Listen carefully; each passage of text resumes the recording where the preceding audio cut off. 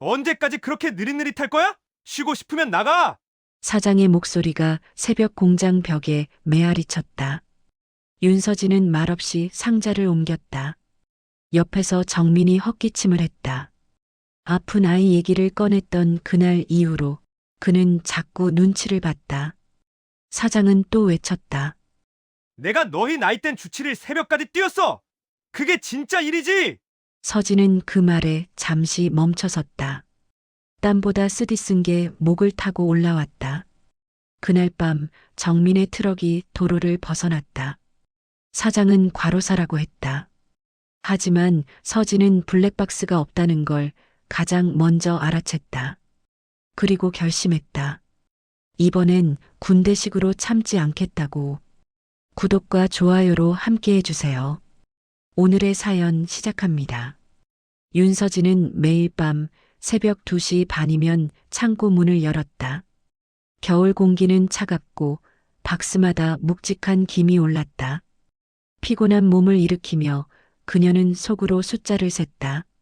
한 박스, 두 박스, 세 박스. 군 시절 새벽 침투 훈련보다 힘든 일은 없다고 생각했지만 지금은 달랐다. 그때는 나라를 지켰고 지금은 누군가의 일방적인 욕심을 지키고 있었다. 사장은 어김없이 출근해 있었다. 노란 조끼를 입고 무전기를 손에 든 채 사람들을 쏘아봤다. 오늘 물량 많다. 쉴 생각은 하지 마. 그 말에 누구도 대꾸하지 않았다. 서진도, 정민도, 그 외 직원들도 그저 고개만 끄덕였다. 정민은 늘 서진 옆에서 일했다. 두 아이의 아버지였다. 그는 최근 들어 자꾸 한쪽 팔을 주무르며 말했다. 요즘 밤마다 팔이 저려요. 병원 한번 가봐야 하나 싶네요. 서진은 짧게 대답했다. 쉬는 날 만들어야죠. 정민은 허무하게 웃었다. 쉬는 날이 있긴 하죠. 달력에만요. 그 대화를 들은 사장이 비웃듯 말했다. 쉬고 싶으면 그만두면 되잖아. 난 예전에 주치를 뛰었어. 그 덕분에 여기까지 온 거야. 그의 목소리는 자부심으로 가득했지만 서진은 그 말이 자랑이 아니라 변명으로 들렸다. 점심 무렵 정민이 사무실로 불려갔다. 서진은 밖에서 물류를 정리하며 그를 기다렸다. 잠시 후 정민이 나온 얼굴은 창백했다. 오늘 하루만 쉬게 해달라 했더니 애 핑계 대지 말라네요. 그는 억지로 웃었지만 눈가가 떨렸다. 그날 밤 비가 내렸다. 서진은 젖은 바닥을 조심히 밟으며 배송을 이어갔다. 정민의 트럭은 앞서 출발했다. 그리고 새벽 5시쯤 무전기가 울렸다. 정민이 사고 났다. 도로 중앙 분리대 들이받았대. 창고로 돌아왔을 때 사장은 이미 기자들과 통화하고 있었다. 과로 때문이에요. 본인이 휴식도 안 하고 욕심을 냈죠. 우린 쉬라고 여러 번 말했어요. 서진은 그 말에 손을 꼭 쥐었다. 휴식? 쉬라고 말했었다고? 그건 거짓이었다. 며칠 뒤 회사는 정민의 이름을 입에서 지웠다. 대신 새 기사 한 명이 들어왔다. 모두가 아무 일 없던 듯 일했다. 하지만 서진의 밤은 달라졌다. 정민이 쓰던 자리엔 아직 그의 물병이 있었다. 물속엔 녹슨 금속 냄새가 났다. 서진은 그의 트럭을 살펴보기 시작했다. 조수석 밑에 블랙박스 단자가 끊겨 있었다. 왜 이게 빠져 있지? 그녀는 휴대폰으로 사진을 찍었다. 정민의 사고 현장 사진과 비교하며 뭔가 이상하다는 걸 느꼈다. 트럭 적재함에는 허가받지 않은 작은 드럼통이 실려 있었다. 정민이 그런 화물을 운송할 리 없었다. 며칠 후 서진은 사장을 마주쳤다. 정민 씨 차량, 정비 기록이랑 운송 내역 좀 볼 수 있을까요? 사장은 눈썹을 찌푸렸다. 내가 왜 그런 걸 묻는데? 그냥 같은 팀이니까요. 일이나 해. 쓸데없는데 관심 두지 말고. 그의 시선에는 위협이 담겨 있었다. 그날 밤 서진은 잠을 이루지 못했다. 정민의 아내에게 전화를 걸까 고민했지만 그녀는 이미 너무 지쳐 있었다. 대신 서진은 단톡방 기록을 뒤졌다. 사고 전날 정민이 이렇게 썼다. 오늘은 위험물이라 신중히 가야겠어요. 그리고 사장은 답했다. 시간 맞춰야 돼. 늦으면 내 책임이야. 그녀는 한동안 핸드폰을 내려다봤다. 그리고 작게 중얼거렸다. 이건 과로가 아니라 명령이었네. 다음 날 새벽 서진은 일부러 사장의 앞을 막았다. 사장님, 정민 씨 일은 다시 조사해야 합니다. 사장은 코웃음을 쳤다. 내가 뭘 알아? 과로면 끝났지. 아니요. 불법 화물이 있었어요. 그걸 누가 실었는지 확인해야죠. 순간 창고 안이 조용해졌다. 다른 직원들이 모두 숨을 죽였다. 사장은 천천히 다가와 서진 앞에 섰다. 여긴 군대가 아니야. 너 같은 사람 여기 오래 못 버텨. 서진은 눈을 마주보며 말했다. 군대보다 더 잔인하네요, 여긴. 그날 이후 그녀는 혼자가 됐다. 누구도 서진 곁에 서지 않았다. 사장은 노골적으로 배차를 줄였고 단톡방에서는 그녀를 문제 인력이라 불렀다. 하지만 서진은 포기하지 않았다. 군 시절 명심했던 한 문장이 머릿속을 스쳤다. 작전은 침묵 속에서 완성된다. 그녀는 블랙박스 메모리 복원을 맡겼다. 업체 직원이 파일 일부를 복구하며 말했다. 이건 삭제 흔적이 많네요. 누군가 고의로 덮은 것 같아요. 서진은 모니터 속 희미한 영상에서 정민의 마지막 운송 기록을 보았다. 새벽 3시 27분 적재함 뒤편에서 불꽃이 튀었다. 그건 명백한 위험물 폭발의 전조였다. 그녀는 화면을 멈추며 속삭였다. 이제 숨길 수 없겠네. 며칠 뒤 사장은 또 직원들을 모아놓고 말했다. 정민 일은 끝났어. 괜히 들쑤시면 너희도 일 못해. 그 말에 서진은 조용히 손을 들었다. 사장님, 사람은 도구가 아니에요. 서로 지켜줘야 살아남는 거예요. 순간 사장의 얼굴이 굳었다. 서진은 더 이상 피하지 않았다. 그녀의 싸움은 이제 막 시작이었다. 서진은 그날 밤 거의 잠을 이루지 못했다. 정민의 얼굴이 떠올랐다. 늘 웃던 사람. 오늘은 좀 쉬어야겠어요. 그렇게 말하던 그날이 마지막이었다. 회사 사람들은 조용했다. 누구도 정민 이야기를 하지 않았다. 그의 자리를 치우는 데 채 10분도 걸리지 않았다. 마치 존재하지 않았던 사람처럼. 서진은 그 모습이 두려웠다. 이렇게 사라지는 게 일상이라면 다음은 자기 차례일지도 몰랐다. 사장은 새 기사 교육을 하며 큰 소리쳤다. 이 일은 근성으로 버티는 거야. 몸이 부서져도 책임은 자기 몫이야. 사람들은 고개를 숙였다. 서진은 그 말이 칼처럼 들렸다. 점심 무렵 동료 민수가 다가왔다. 서진 씨, 그만해요. 사장님한테 대들지 말고 조용히 넘어가요. 그만둬요? 정민 씨가 왜 죽었는지도 모르는데요? 우린 먹고 살아야 하잖아요. 민수는 시선을 피했다. 그의 말이 틀리지 않다는 걸 서진도 안다. 하지만 맞지도 않았다. 그날 밤 서진은 캠프로 돌아가 블랙박스 복원 파일을 확인했다. 모니터 속 불꽃이 다시 번쩍였다. 폭발음이 섞인 충격음. 그리고 정민의 마지막 목소리. 사장님, 이건 위험해요. 이거 진짜 실어도 돼요? 뒤이어 들린 짧은 대답. 그냥 운송해. 늦으면 내 책임이야. 서진은 화면을 멈추며 숨을 삼켰다. 정민의 사고가 단순한 과로가 아니라 명백히 지시된 불법 운송이었다. 그녀는 즉시 사무실로 향했다. 야간 근무 중이던 격리 직원이 놀라며 물었다. 이 시간에 무슨 일이세요? 정민 씨 차량 서류 좀 볼 수 있을까요? 그건 사장님 허락 없이는 안 돼요. 그럼 내일 얘기하죠. 서진은 미소를 지었지만 눈빛은 단단했다.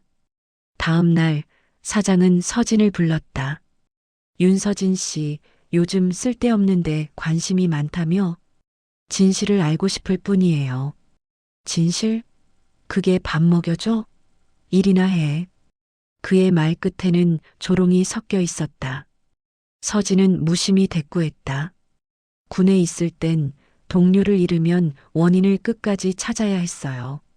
여긴 군대가 아니야. 사적인 감정 끼워 넣지 마. 그럼 사람은 뭔가요? 도구인가요? 순간 사장은 말이 막혔다. 하지만 곧 비웃으며 말했다. 다들 그렇게 일했어. 나도 예전엔 주치를 뛰었어. 그게 세상 돌아가는 방식이야. 그는 자신의 과거를 자랑처럼 내뱉었다. 그러나 서진은 그 속에서 자신이 과거에 당했던 폭력을 미화하는 사람의 그림자를 봤다. 며칠 후 서진은 조용히 움직였다. 단톡방 기록을 백업하고 정민의 운송일지 사본을 확보했다. 자료를 정리하며 작은 메모장을 꺼냈다. 작전명, 참교육. 그녀는 군 시절의 감각을 되살렸다. 목표를 세우고 정보를 모으고 타이밍을 계산했다. 그러나 문제는 내부에 있었다. 민수가 사장에게 서진의 움직임을 보고했다. 윤서진, 요즘 뭔가 캔다더라. 사장은 미소를 지으며 답했다. 좋아. 직접 확인해보지. 그날 저녁 서진이 퇴근하려는데 사장이 막아섰다. 짐 검사 좀 하자. 회사 자료 유출 있대. 그녀는 담담히 가방을 열었다. 텀블러, 수첩, 개인 장비뿐이었다. 사장은 허탈하게 웃었다. 괜히 오해했네. 앞으로 조심해. 그러나 서진은 그 시선에서 확신을 얻었다. 자신의 움직임이 노출됐다. 밤하늘은 흐렸다. 그녀는 편의점 앞 의자에 앉아 정민의 아내에게 전화를 걸었다. 저 윤서진이에요. 정민 씨와 함께 일했어요. 상대의 목소리는 떨렸다. 남편이 사고 전날 전화했어요. 위험한 짐이라고. 그래도 해야 한다고. 서진은 조용히 고개를 숙였다. 그 일 제가 밝힐게요. 그녀는 전화를 끊고 눈을 감았다. 멀리서 트럭 엔진 소리가 울렸다. 그 소리는 오래된 전투의 북소리 같았다. 서진은 스스로에게 말했다.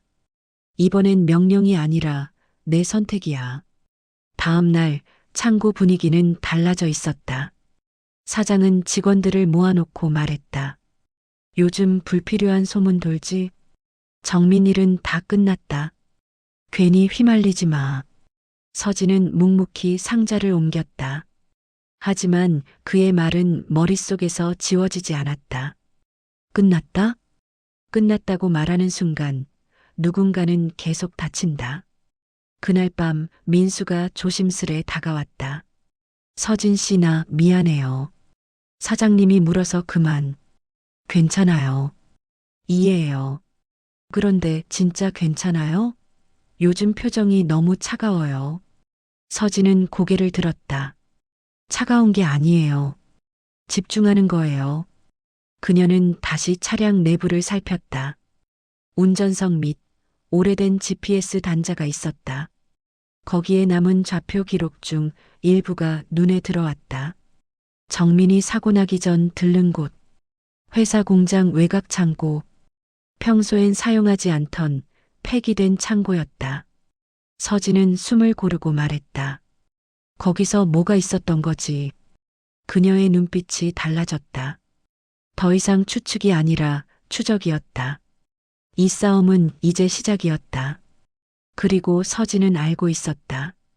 진실은 언제나 가장 위험한 곳에 숨어 있다는 걸. 창고 뒤편에 폐기된 컨테이너 구역은 어둡고 조용했다. 서진은 손전등을 들고 천천히 발을 옮겼다. 바람 사이로 쇠붙이가 덜컹거렸다. 그 소리가 유난히 컸다. 마치 누군가 자신을 지켜보는 것처럼. 폐창고 문은 녹이 슬어 있었고 잠금 장치는 부서져 있었다. 안쪽엔 오래된 포장 상자들이 쌓여 있었다. 그중 일부는 내용물이 새어나온 듯한 자국이 있었다. 서진은 조심스레 손전등을 비췄다. 위험물 지정 취급주의. 노란 라벨이 눈에 들어왔다. 정민이 운송하던 짐과 같은 표시였다. 그녀는 휴대폰으로 사진을 찍었다. 손끝이 떨렸다. 이걸 실으라고 했던 거구나. 정민의 마지막 무전이 귀에 맴돌았다. 사장님, 이건 위험해요. 그때 뒤쪽에서 발소리가 들렸다. 서진은 본능적으로 몸을 낮췄다. 한 남자가 들어왔다. 그는 서류 뭉치를 들고 있었다. 누구세요? 그 목소리는 낮고 조심스러웠다. 서진은 손전등을 내렸다. 당신이 먼저 말하세요. 저 관리팀 박성도예요. 여긴 오면 안 돼요. 그럼 왜 당신은 와 있죠? 그는 깊은 한숨을 내쉬었다. 저도 여기서 일 그만두고 싶어요. 하지만 가족이 있어서요. 서진은 그의 얼굴을 똑바로 보았다. 거짓이 아니었다. 정민 씨 사고 알고 있죠? 박성도는 잠시 망설이다가 고개를 끄덕였다. 그날 제가 배차표 수정했어요. 사장이 시켰어요. 그건 그냥 일반 화물로 받고 그 말 그대로 했어요. 그의 손이 떨렸다. 서진은 단호하게 말했다. 그 기록 아직 있나요? 있어요. 근데 사장 눈에 띄면 저도 잘려요. 그럼 우리 둘 다 끝까지 가야죠. 서진의 목소리는 낮지만 단단했다. 박성도는 잠시 눈을 감았다가 말했다. 내일 밤 퇴근 후에 회사 시스템 서버 백업해 드릴게요. 그날 이후 서진은 낮에는 아무 일 없던 듯 일했다. 사장은 여전히 큰 소리 쳤다. 요즘 다들 너무 예민해. 사람이 일 좀 해야 먹고 사는 거지. 그 말에 서진은 속으로 되뇌었다. 사람이 일을 하는 거지. 일이 사람을 부수는 게 아니야. 밤이 되자 서진은 관리실 뒤쪽에서 박성도를 만났다. 그는 낡은 USB를 건넸다. 여기 운송 기록이에요. 삭제된 정민 씨 데이터가 복원돼 있어요. 고마워요. 이건 우리 둘의 보험이에요. 저 무섭네요. 이거 들키면 괜찮아요. 우리가 오라요. 그 순간 문 밖에서 인기척이 났다. 둘 다 숨을 죽였다. 사장의 목소리가 들렸다. 거기 누구야? 서진은 재빨리 USB를 손에 감쌌다. 박성도는 두 눈을 굳게 감았다. 저입니다, 사장님. 창고 잠금 장치 점검 중이었습니다. 이 시간에? 내일 해도 될 일을 왜 지금 해? 습기 때문에 녹이 슬어서요. 사장은 의심스러운 눈빛으로 둘을 번갈아 봤다. 이모 씨, 요즘 자주 보이네. 윤서진, 당신도 같이 있었나? 아니요. 저는 방금 왔어요. 사장은 잠시 둘을 바라보다 말했다. 조심들 해. 요즘 이상한 소문 돌아. 그는 발자국을 남기며 멀어졌다. 박성도는 숨을 내쉬었다. 큰일 날 뻔했네요. 괜찮아요. 이제 증거는 우리 손에 있어요. 서진은 USB를 꽉 쥐었다. 그 안에는 사고 당일 배차표와 물류 리스트, 사장의 전자서명까지 고스란히 남아 있었다. 다음 날 회사 분위기가 불안하게 출렁였다. 사장은 갑자기 모든 직원의 휴대폰 검사를 지시했다. 최근 내부 자료가 외부로 유출됐다는 제보가 있다. 직원들은 웅성거렸다. 민수가 다가와 속삭였다. 이거 혹시 서진 씨 때문이에요? 서진은 대답하지 않았다. 그저 고개를 숙였다. 사장은 서진 앞에 섰다. 요즘 당신 뭐 숨기는 거 있지? 없어요. 그럼 왜 그 USB 들고 다녀? 운송 일정표예요. 사장은 손을 내밀었다. 봐도 되지? 서진은 잠시 숨을 골랐다. 그때 박성도가 끼어들었다. 사장님, 그 USB 제 거예요. 이번 달 안전 교육 자료입니다. 사장은 그를 노려봤다. 그래. 그럼 잘 관리해. 괜히 오해받지 말고. 그리고 사무실을 떠났다.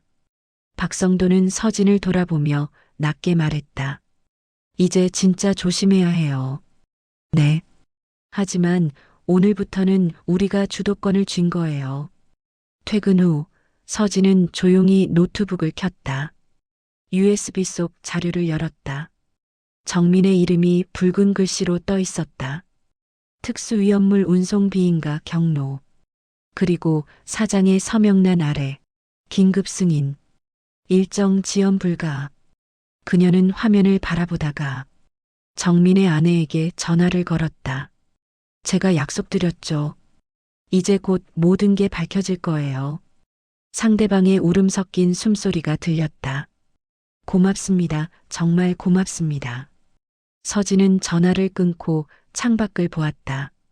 새벽빛이 흐릿하게 번지고 있었다. 그녀는 자신에게 말했다. 이건 복수가 아니라 회복이야. 그 사람이 잃은 걸 되찾아주는 일. 그 순간 휴대폰이 울렸다. 발신자 사장. 짧은 문자 한 줄. 내일 출근하지 마. 너랑 할 말 있어. 서진은 화면을 한참 바라봤다. 그리고 미소를 지었다. 이제 진짜 판이 움직이기 시작했다. 서진은 밤마다 USB를 열어 반복해서 읽었다.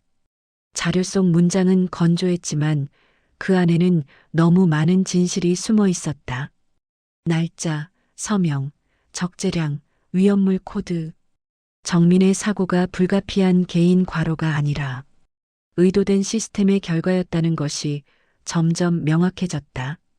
그녀는 그 자료를 3번, 4번 정리했다. 하나는 노트북 안에, 하나는 외장하드에, 또 하나는 클라우드에 올렸다. 군 시절 작전 문서를 다루던 습관처럼 모든 가능성을 대비했다. 그러나 인간의 변수는 늘 문서가 아닌 마음에서 생겼다. 며칠이 지나자 회사 분위기가 묘하게 바뀌었다. 사장은 전보다 말이 줄었다. 그의 침묵이 더 무서웠다. 직원들 사이엔 소문이 퍼졌다. 조만간 누군가 잘릴 거다. 노조 쪽에서 조사 나온다더라. 소문은 언제나 정확한 진실보다 빠르게 번졌다. 서진은 무심히 일하는 척하며 사람들의 눈을 피했다. 하지만 시선의 무게는 점점 커졌다. 민수는 이제 그녀와 거의 말을 하지 않았다. 박성도조차 조심스러워졌다. 퇴근길마다 그가 뒤를 돌아보는 횟수가 늘었다. 그녀는 느꼈다. 자신이 이 싸움에서 점점 고립되고 있다는 걸. 어느 날 새벽 사무실 불이 꺼지지 않은 걸 발견했다. 서진은 창문 너머로 사장을 보았다. 그는 컴퓨터 화면을 뚫어져라 바라보고 있었다. 이상하게도 그의 손이 떨리고 있었다. 그리고 잠시 후 사장이 전화를 걸었다. 목소리는 낮고 단호했다. 윤서진, 내일 아침 일찍 보자. 꼭 와라. 그날 밤 서진은 거의 잠을 이루지 못했다. 무언가 들켰다는 예감이 들었다. 그녀는 USB를 손에 쥔 채 앉아 있었다. 이제 후퇴는 없다. 스스로에게 그렇게 말했지만 가슴속엔 묘한 냉기가 번졌다. 아침 회사 마당은 유난히 조용했다. 사장은 사무실 안쪽 회의실로 그녀를 불렀다. 창문에는 블라인드가 내려져 있었고 탁자 위엔 노트북이 켜져 있었다. 화면에는 서진의 클라우드 폴더가 열려 있었다. 그 안엔 그녀가 백업한 자료들이 있었다. 이거 당신 맞지? 서진은 잠시 눈을 감았다. 누군가 내부에서 접근 권한을 넘긴 것이다. 그건 박성도였다. 그는 구석에 서 있었다. 얼굴은 창백했고 눈빛은 두려웠다. 미안합니다. 그 한마디가 공기처럼 흩어졌다. 사장은 천천히 일어났다. 넌 군대에서 뭘 배웠는지 모르겠지만 여긴 그런 데가 아니야. 이건 배신이야. 그의 목소리는 낮았지만 날카로웠다. 정민일, 내가 들쑤셔서 괜히 문제 만든 거야. 죽은 사람은 돌아오지 않아. 서진은 가만히 그를 바라봤다. 그의 눈빛에는 두려움보다 분노가 먼저 있었다. 자신의 세상이 흔들린 사람의 얼굴이었다. 사장은 경찰 신고를 언급하며 협박했다. 허락 없이 자료 복제한 거 불법이야. 지금이라도 삭제하면 좋게 끝내줄게. 서진은 대답하지 않았다. 그녀는 눈을 내리깔고 노트북 화면을 바라봤다. 이건 삭제할 게 아니라 기록해야 할 겁니다. 사장은 한 발짝 다가왔다. 정말 그렇게 나오겠다는 거야? 진실은 이미 드러났어요. 지금 지우면 당신만 더 깊어집니다. 그녀의 목소리는 낮지만 흔들리지 않았다. 잠시 침묵이 흐르고 사장은 노트북을 세게 닫아버렸다. 좋아. 그럼 어디까지 버티는지 보자. 그날 오후 서진의 계정은 정지됐다. 배송 일정표에서 이름이 사라졌고 급여 시스템에서도 정보가 차단됐다. 공식적으로 근무 태도 불량자로 분류됐다. 사장은 직원들에게 말했다. 조직의 기밀을 누설한 사람과 일할 필요는 없다. 박성도는 눈을 마주치지 못했다. 서진은 그를 탓하지 않았다. 그녀는 이미 알고 있었다. 두려움이 가장 먼저 무너뜨리는 건 양심이 아니라 용기라는 것을. 퇴근길, 그녀는 정민의 트럭이 세워졌던 도로를 다시 걸었다. 가로등 불빛이 희미하게 반사됐다. 사고 현장엔 여전히 타이어 자국이 남아 있었다. 그 자국이 마치 어딘가로 향하려다 멈춘 궤적처럼 보였다. 서진은 그 앞에서 오래 서 있었다. 그래요, 정민 씨. 아직 끝난 게 아니에요. 그녀는 조용히 속삭였다. 집으로 돌아와 노트북을 켰다. 계정은 정지됐지만 클라우드에 남긴 마지막 복사본이 아직 살아 있었다. 그녀는 작은 외장하드를 꺼내 복사본을 연결했다. 한동안 불빛만 깜빡였다. 그리고 화면에 문장이 하나 떠올랐다. 파일 전송 완료. 서진은 안도의 숨을 내쉬었다. 그 순간 휴대폰에 낯선 번호로 문자가 왔다. 당신의 용기에 공감합니다. 내일 오후 기자회견 준비해 두세요. 진실을 세상에 내놓을 때가 됐습니다. 보낸 사람은 민주노총 제주지부였다. 그녀가 익명으로 보낸 자료 일부가 이미 그들에게 전달된 모양이었다. 누군가 어딘가에서 서진의 행동을 지켜보고 있었다. 창밖엔 새벽 바람이 불었다. 서진은 의자에 앉아 눈을 감았다. 두려움과 긴장이 교차했다. 그러나 이상하게도 마음은 고요했다. 그녀는 생각했다. 진실을 드러내는 일은 언제나 고통스럽지만 누군가는 해야 한다. 그녀는 다시 눈을 떴다. 방 안엔 희미한 빛이 새어 들어왔다. 손가락 끝이 떨렸지만 미소가 번졌다. 이제 모든 게 드러나기 시작할 것이다. 그리고 내일 이 싸움의 무게를 세상이 함께 나눌 것이다. 새벽 공기가 유난히 차가웠다. 서진은 잠을 자지 못한 눈으로 커튼을 걷었다. 창밖은 푸르스름한 안개에 덮여 있었고 거리는 아직 고요했다. 모든 것이 멈춘 듯 했지만 마음속은 끓고 있었다. 휴대폰 화면엔 어젯밤 받은 문자 하나가 남아 있었다. 민주노총 제주지부 기자회견 준비. 그 문장을 수십 번 되뇌었다. 이제 더 이상 혼자가 아니라는 뜻이었다. 그녀는 노트북을 켜고 메일함을 열었다. 노조 담당자에게서 새로운 메시지가 와 있었다. 윤서진님, 제보자료 잘 받았습니다. 쿠팡 대리점 불법 운송 구조 관련하여 언론 공개를 검토 중입니다. 내일 오후 기자회견 전 인터뷰 가능하신가요? 서진은 깊게 숨을 들이마셨다. 손끝이 떨렸다. 하지만 두려움보다 앞서는 감정이 있었다. 이제 세상이 움직이기 시작했다는 확신. 그녀는 조용히 외투를 걸쳤다. 아직 해가 뜨기 전이었다. 주머니 속에 남은 현금 몇 장과 USB 한 개를 챙겼다. 그 안엔 정민의 운송 기록과 사장의 서명이 들어 있었다. 거리를 걸으며 그녀는 생각했다. 군 시절의 작전과 지금의 싸움이 다르지 않다고. 그땐 적이 총을 들고 있었고 지금은 권력과 거짓이 총 대신 사람을 겨누고 있었다. 노조 사무실은 오래된 건물 2층에 있었다. 낡은 간판 아래 붉은 글씨로 연대라는 단어가 붙어 있었다. 그녀는 문을 밀고 들어갔다. 커피 냄새와 종이 먼지가 섞인 공기가 느껴졌다. 책상 맞은편엔 중년의 남자가 앉아 있었다. 강민욱, 제주지부 조직국장이었다. 그는 손을 내밀며 인사를 건넸다. 용기 내주셔서 감사합니다. 자료 확인했습니다. 이건 개인의 문제가 아니라 구조의 문제입니다. 서진은 조용히 고개를 끄덕였다. 정민 씨가 그 구조에 짓눌려 죽었어요. 그걸 덮은 사람은 지금도 같은 말을 해요. 나 땐 더했어. 그게 세상 돌아가는 방식이야. 강민욱은 한참 말이 없었다. 그의 눈빛에는 분노보다 슬픔이 있었다. 그 말이 사람을 얼마나 무너뜨리는지 이제 보여줄 때가 됐습니다. 그들은 인터뷰 계획을 세웠다.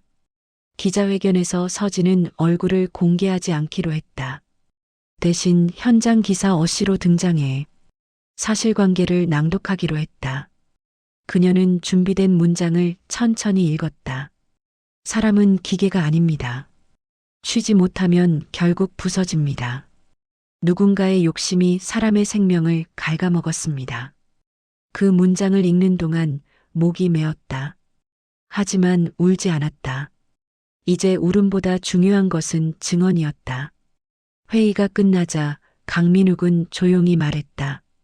이 일 위험할 수도 있습니다. 회사 쪽에서 법적 압박을 걸 가능성도 커요. 서진은 고개를 들었다. 괜찮아요. 이미 잃을 건 다 잃었어요. 이제 남은 건 그 사람이 남긴 진실뿐이에요. 그날 오후 기자회견이 열렸다. 작은 회의실이었지만 카메라 플래시가 번쩍였다. 서진은 모자를 깊게 눌러 쓴 채 노트를 펼쳤다. 기자들이 몰려와 물었다. 당신이 직접 근무했던 기사입니까? 그렇습니다. 사고의 원인이 과로가 아니라 불법 운송이라는 증거가 있습니까? 있습니다. 이 안에 그녀는 USB를 들어 보였다. 플래시가 다시 터졌다. 사장은 그 장면을 뉴스로 봤다. 그의 표정이 일그러졌다. 며칠 전까지만 해도 자신이 모든 걸 통제하고 있다고 믿었지만 이제 상황은 반대가 되었다. 기자들은 그의 회사 앞에서 인터뷰를 요청했고 대리점 본사까지 연락이 이어졌다. 그날 밤 서진은 다시 창고 앞을 찾았다. 사람이 사라진 공터엔 바람만 불었다. 낡은 트럭의 그림자가 가로등 밑에서 길게 늘어져 있었다. 그녀는 차분히 한 발자국씩 걸었다. 이곳에서 모든 게 시작되었고 이제 여기서 끝낼 생각이었다. 갑자기 휴대폰이 울렸다. 박성도였다. 서진 씨, 사장이 도망치려 합니다. 자료 다 없애고 내일 새벽 비행기 탄대요. 그녀는 짧게 대답했다. 알아요.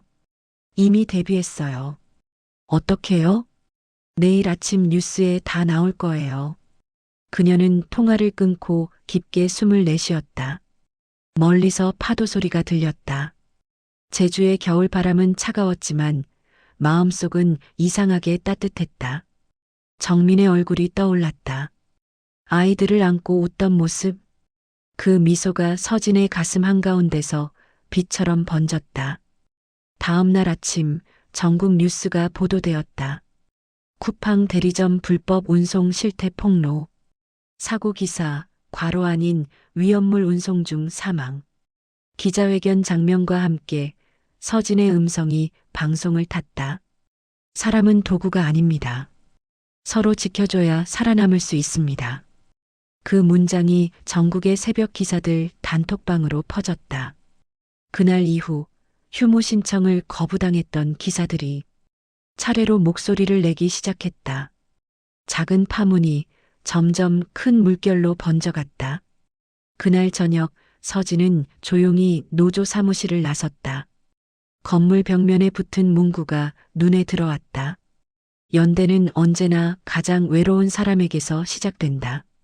그녀는 한참 그 문장을 바라보다가 작게 웃었다. 길 건너편 편의점 앞 박성도가 서 있었다.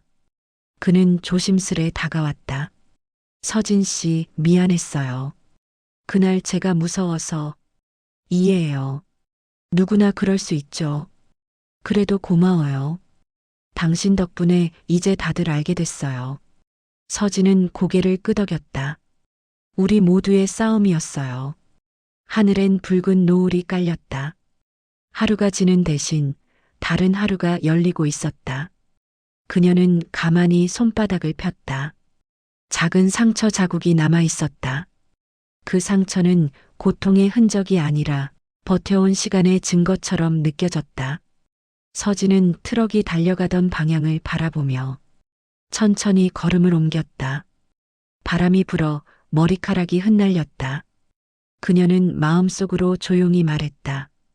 이제부터는 사람을 지키는 일을 하자. 새벽의 끝자락에서 서진의 발소리가 작게 울렸다. 그 소리는 길고 단단했다. 그리고 그날 밤 정민의 아들이 잠에서 깨어 중얼거렸다. 이모가 천사래요. 멀리 바람이 창문을 스쳤다. 서진은 잠시 고개를 들어 하늘을 보았다. 그곳엔 구름 사이로 희미한 빛이 비치고 있었다. 아무도 알아주지 않아도 그녀는 알고 있었다. 진심은 결국 누군가의 생명을 구한다는 걸. 기자회견 다음 날 회사는 아침부터 술렁였다. 뉴스를 본 사람들은 말이 없었다. 사장은 출근하자마자 사무실 문을 세게 닫았다.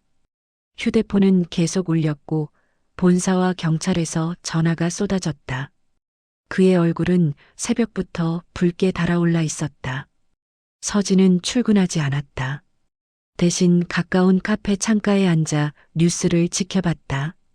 TV 화면에는 익명으로 처리된 그녀의 음성이 흘러나왔다. 사람은 도구가 아닙니다. 서로 지켜줘야 살아남습니다. 그 문장이 자막으로 번져나갔다. 테이블 위 커피잔은 식었지만 그녀의 눈빛은 여전히 뜨거웠다. 사장은 불러낼 사람이 없었다. 박성도는 출근하지 않았고 민수는 병가를 냈다. 모두 침묵으로 저항하고 있었다. 그는 분노를 참지 못한 채 노조 사무실로 전화를 걸었다. 누가 그런 거짓말을 퍼뜨려. 그 여자는 해고된 사람이라고. 그러나 그 외침은 더 이상 아무 영향도 없었다. 뉴스는 이미 전국으로 퍼지고 있었다. 점심 무렵 경찰이 도착했다. 영장 한 장이 책상 위에 놓였다. 산업안전보건법 위반, 불법 위험물 운송 및 보고 의무 불이행. 사장은 얼굴을 감싸쥐었다. 한참을 아무 말도 하지 못했다. 그 시각 서진은 노조 회의실에서 담당 기자와 마주 앉아 있었다. 기자는 조심스레 물었다. 사장과 직접 대면하실 생각은 있나요? 네. 해야 합니다. 위험할 수도 있습니다. 그 사람은 아직 자신이 틀렸다는 걸 모릅니다. 그걸 깨닫게 해줘야 해요. 그날 오후 사장은 경찰 조사를 마치고 나와 회사로 돌아왔다. 직원들은 흩어졌고 창고는 고요했다. 서진은 그곳에서 그를 기다리고 있었다. 문이 열리자 사장은 멈춰섰다. 이제 여기까지 오셨네요. 서진의 목소리는 낮았지만 단단했다. 사장은 냉소를 띄었다. 결국 나 망하게 만들었지. 만족하나? 망하게 한 게 아니에요. 드러나게 한 거예요. 넌 정이라도 잃었다고 생각하나? 이 바닥은 원래 그래. 다 그렇게 굴러가. 그의 목소리는 흔들렸지만 여전히 허세로 가득했다. 서진은 천천히 걸음을 옮겼다. 맞아요. 그렇게 굴러왔겠죠. 누군가는 무너지고 누군가는 웃었겠죠. 하지만 그게 당연하다고 믿는 순간 사람이 도구가 되는 겁니다. 사장은 눈을 피했다. 그녀는 이어 말했다. 정민 씨가 죽은 날 당신은 뭐라고 했는지 기억하세요? 과로 때문이에요. 그 말 한마디로 사람의 인생을 지웠어요. 사장은 입술을 깨물었다. 그의 손이 떨렸다.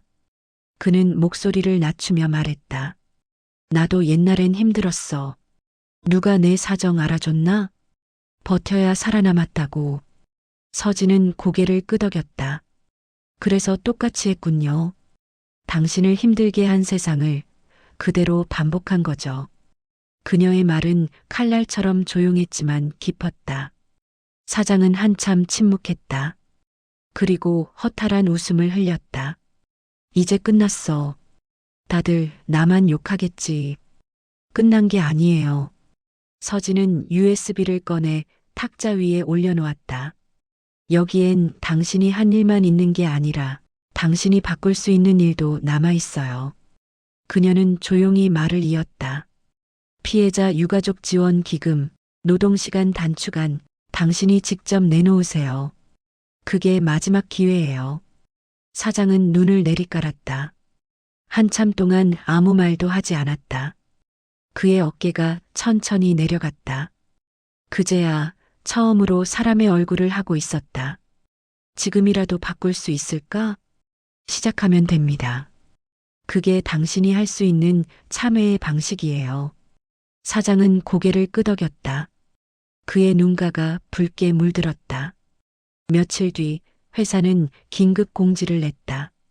사고 재발 방지 및 근로 환경 개선 약속.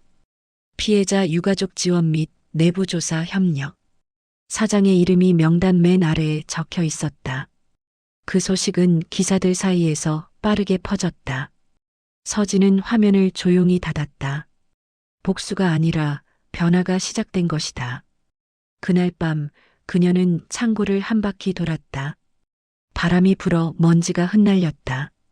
그녀는 손끝으로 트럭의 문을 쓸었다. 차가운 쇠의 감촉이 전해졌다.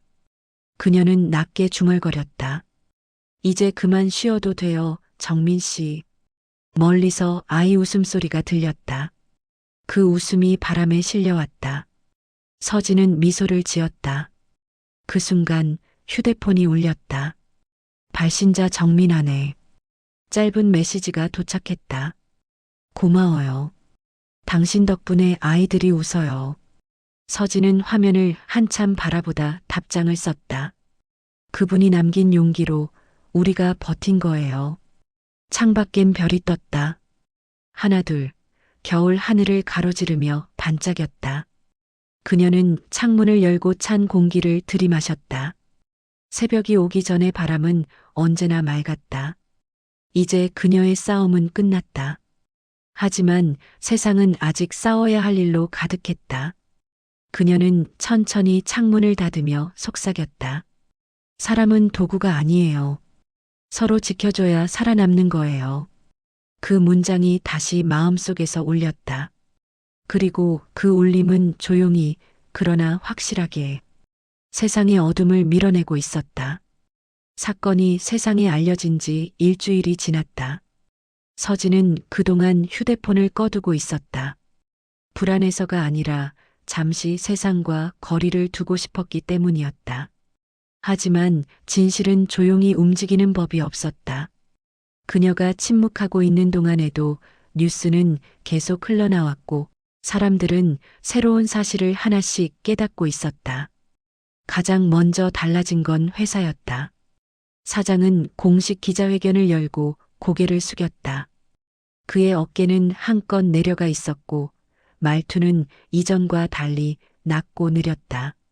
정민 씨의 죽음에 대해 책임을 깊이 느낍니다. 조사에 성실히 협조하겠습니다. 화면 속 그 문장은 오래 준비한 듯하지만 표정만큼은 진심을 뱉어내듯 떨리고 있었다. 서진은 멀리서 그 장면을 지켜보았다. 마음속에서 복잡한 감정이 흘러나왔다. 분노, 씁쓸함, 그리고 아주 작은 안도감. 본사 관계자들이 제주의 대리점을 조사하는 동안 새벽 배송 기사들은 점차 목소리를 내기 시작했다. 휴게 시간 강요, 물량 배정 불균형, 대체 인력 부족과 무리한 일정. 그동안 덮여있던 이야기들이 곳곳에서 솟아났다. 누구도 먼저 말하지 못했지만 누군가는 말해야만 했던 이야기들.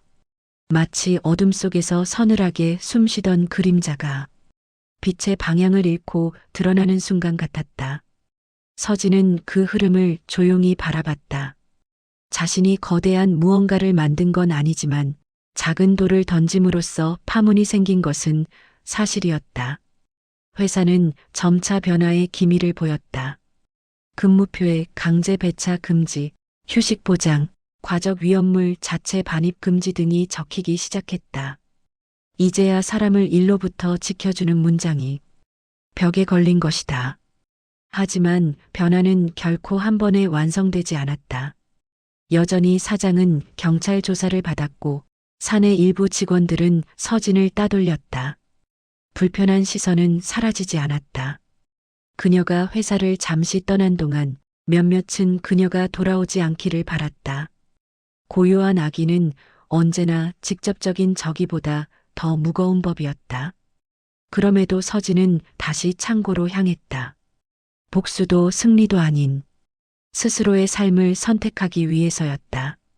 창고 문을 열자 익숙한 냄새가 퍼졌다. 박스의 골판지 냄새, 거친 바닥의 먼지 냄새, 그리고 새벽 공기의 차가움. 그녀는 잠시 눈을 감았다. 이 공간을 참아내던 지난 시간들이 파도처럼 밀려왔다. 직원들은 서진을 보고 조심스레 인사했다. 그 중에는 고개를 제대로 들지 못하는 이들도 있었다. 그녀는 아무 말도 하지 않았다. 대신 상자를 들고 작업대 위에 올렸다. 몸이 기억하는 움직임으로 일을 시작했다. 과거의 습관이 어디까지 이어질지 확인하는 듯한 동작이었다. 잠시 후 창고 뒷문에서 익숙한 발소리가 들렸다. 정민의 아내가 들어왔다. 그녀는 서진을 보자마자 멈춰섰다. 잠시 말이 없었고 눈빛이 흔들렸다. 서진이 먼저 다가가 인사했다. 오랜만이에요. 정민의 아내는 천천히 고개를 숙였다. 정말 감사했어요. 아이들은 밖에서 뛰놀며 기다리고 있었다. 둘 중 작은 아이가 뛰어와 서진에게 손을 흔들었다. 그 모습이 서진의 마음 한가운데를 따뜻하게 버무렸다. 정민의 아내는 작은 편지 봉투를 내밀었다. 이거 남편이 사고 나기 전날 쓴 메모예요. 정리하다 보니 찾았어요. 봉투 안에는 짤막한 글씨가 적혀 있었다. 내일은 아이 병원 가야 한다. 회사에 말해야지. 그 문장이 오래된 숨처럼 가슴을 파고들었다. 정민에게 그날이 마지막이 될 줄, 그 누구도 몰랐다는 사실이 또다시 서진의 내부를 흔들었다. 정민의 아내가 돌아간 뒤 서진은 한참 동안 멈춰 서 있었다. 그녀의 눈가가 살짝 젖었다. 하지만 이내 고개를 들었다. 자책이 아닌 기억으로 남기기 위해서였다. 정민이 남긴 그 문장이 이제는 누군가의 삶을 지켜주는 기준이 될 테니까. 며칠 뒤 서진은 다시 노조 사무실을 찾았다. 담당자들은 환영했고 회의실에는 개선한 자료들이 쌓여 있었다. 그들은 서진에게 의견을 구했다. 현장에서 경험한 문제점, 개선되어야 할 제도, 기사들의 실제 업무 패턴. 서진은 차분히 이야기했다. 말수는 적었지만 한마디 한마디는 묵직하게 내려앉았다. 그녀의 말은 감정이 아니라 체험에서 나온 것이었고 그것은 어떤 논리보다 설득력이 있었다. 그 자리에 모든 사람은 고개를 끄덕였다. 회의가 끝나자 서진은 건물 밖 벤치에 앉았다. 겨울바람이 조금씩 누그러지고 있었다. 하늘은 밝은 회색이었고 구름 사이로 빛이 새어나왔다. 그녀는 천천히 팔을 감싸며 몸을 녹였다. 그때 휴대폰이 울렸다. 박성도의 메시지였다. 회사 내부 전체 점검 들어간대요. 위험물 창고 폐쇄됐습니다. 그리고 사장이 스스로 자리 내놓는다고 합니다.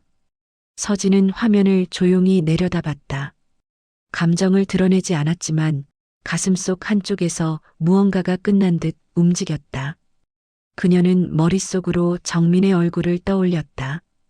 달빛 아래서 피곤한 얼굴로 웃던 그 장면. 그리고 마지막으로 남긴 말. 오늘은 위험해 보여요. 서진은 눈을 감았다. 그 한 문장이 이제야 빛을 찾았다는 느낌이 들었다. 창고 안으로 다시 들어가며 그녀는 가벼운 숨을 내쉬었다. 이제 남은 건 복수가 아니라 회복이었다. 그리고 회복은 혼자 하는 것이 아니라 서로가 손을 잡고 이루는 일이라는 것을 그녀는 점점 더 분명히 깨닫고 있었다. 그날 밤 제주 하늘은 유난히 맑았다. 별이 많았고 바람은 차분했다. 서진은 집으로 돌아오는 길에 작게 중얼거렸다. 정민 씨 이제 조금은 편해졌죠? 뒤돌아보니 정민의 작은 아들이 환하게 웃으며 손을 흔들었다. 그 모습이 그날의 마침표가 되었다. 어른들이 지켜야 할 세상, 그 세상이 누군가의 삶을 지탱해 주길 바라는 마음이 서진의 걸음을 더욱 단단하게 했다. 그녀는 하늘을 한번 올려다보고 조용히 집으로 걸어갔다. 그 길은 오래도록 어둡지 않았다. 사건이 공식적으로 정리되어 갈수록 서진의 일상은 다시 고요해졌다. 하지만 그 고요는 예전의 침묵과는 종류가 달랐다. 과거에는 참기 위한 침묵이었다면 지금은 부러운 바람이 잦아든 뒤 찾아오는 잔잔한 여운에 가까웠다. 회사를 둘러싼 잡음도 줄었고 직원들은 점차 각자의 자리로 돌아갔다. 그 모든 변화 속에서 서진은 묘한 감정을 느꼈다. 어딘가에 남겨진 빈자리, 그리고 메워지지 않은 마음의 골짜기 같은 것들이 자꾸 떠올랐다. 정민의 사고 이후 처음으로 회사 전체 회의가 열렸다. 임시 관리자와 본사 직원들이 모여 근무 조건을 개선하겠다고 설명했다. 직원들은 조용히 내용을 들었다. 사장의 빈자리는 그 자체로 많은 것을 말해주는 듯했다. 서진은 뒷자리에 앉아 회의 진행을 지켜보았다. 사람들이 조금씩 안도의 숨을 쉬는 모습이 보였다. 그러나 마음 한켠에서는 여전히 어떤 무거움이 내려앉아 있었다. 정민이 이 자리에서 직접 이런 변화를 들을 수 있었다면 그의 아이들은 아버지의 손을 잡고 걸을 수 있었을 텐데. 그 생각이 가슴을 서늘하게 만들었다. 퇴근길 박성도가 서진을 불렀다. 그의 얼굴엔 오래 미뤄온 말을 해야 하는 사람 특유의 표정이 있었다. 저 할 말이 있어요. 서진은 가볍게 고개를 끄덕였다. 박성도는 한동안 침묵 속에서 마음을 가다듬더니 천천히 말을 꺼냈다. 그날 제가 사장한테 갔던 건 겁이 나서였어요. 누가 잡혀가는 자리에 있고 싶지 않았고 제가 희생자가 되는 것도 두려웠어요. 그의 목소리는 떨렸고 진심이 묻어났다. 정민 씨 사고 때도 전 아무 말 못했어요. 그게 계속 마음에 남아요. 지금도.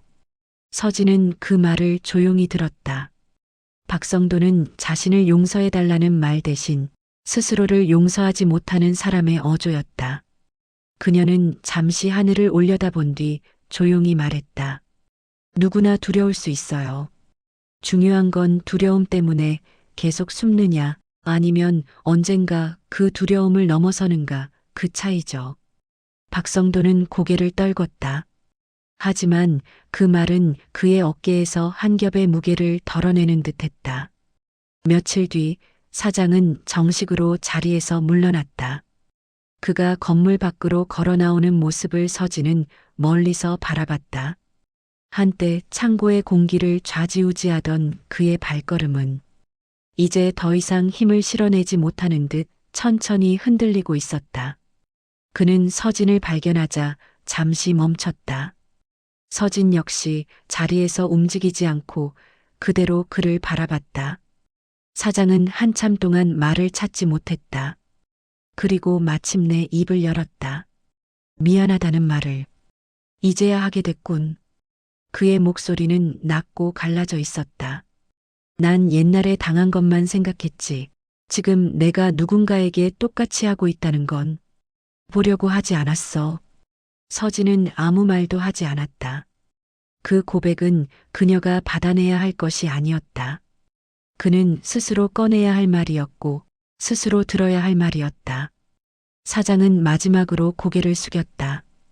그 모습은 패배의 제스처가 아니라 뒤늦게 찾아온 후회의 몸짓처럼 보였다. 그가 떠나자 바람만이 남았다. 그 바람 속에서 서진은 생각했다. 정의는 종종 느리게 오고 회화는 더 늦게 온다는 걸. 며칠 안 되어 회사는 새로운 관리자를 맞았다. 관리자는 젊고 차분한 사람이었다. 그는 첫 회의에서 사람을 지키는 시스템을 강조했다. 그 말은 누구에게도 크게 와닿지 않을 만큼 간단했지만 서진에게는 묵직한 울림이 있었다. 늦게 도착했지만 오긴 온 변화였다. 정민의 아내에게 전화가 왔다. 그녀의 목소리는 조금 더 밝아져 있었다. 아이들이 많이 안정됐어요.